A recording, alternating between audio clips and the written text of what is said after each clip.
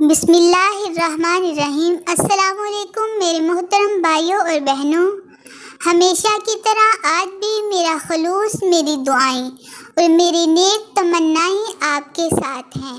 اللہ پاک آپ کو سدا ایمان کی سلامتی، صحت اور خوشیوں سے مالا مال رکھے، آمین۔ تمام بہن بھائیوں کو جمعہ مبارک ہو۔ رسول اللہ صلی اللہ علیہ وآلہ وسلم نے ارشاد فرمایا، جمعہ کے دن ایک گھڑی ایسی ہوتی ہے کہ مسلمان بندہ جو مانگتا ہے اللہ اس کو ضرور عطا فرما دیتے ہیں، اور وہ گھڑی عصر کے بعد ہوتی ہے۔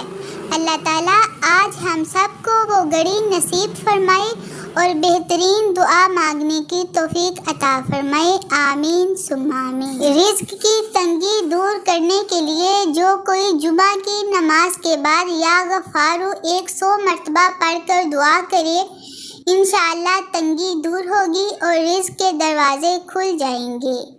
میرے محترم بھائیوں اور بہنوں، اگر آپ نے ابھی تک میرے چینل کو سبسکرائب نہیں کیا تو برائے مہربانی اپنی بہن کے چینل کو سبسکرائب کر دیں۔ اللہ تعالیٰ آپ کو جزائے خیر عطا فرمائے، آمین۔ ہمارے پیارے نبی رحمت رسول اکرم حضرت محمد صلی اللہ علیہ وآلہ وسلم نے فرمایا، جو بعد نماز جمعہ 7 بار سورۃ اخلاص، سورۃ فلق اور سورۃ ناس، قل هو اللہ احد، قل اعوذ برب الفلق، قل اعوذ برب الناس پڑھے گا، اللہ پاک اس کے عوض اسے دوسرے جمعہ تک برائی سے بچائے گا۔ سبحان اللہ۔ کسی بھی مقصد کے حصول کے لیے جمعہ کے دن یہ عمل کر لیں، انشاءاللہ اللہ تعالیٰ کامیابی عطا فرمائیں گے۔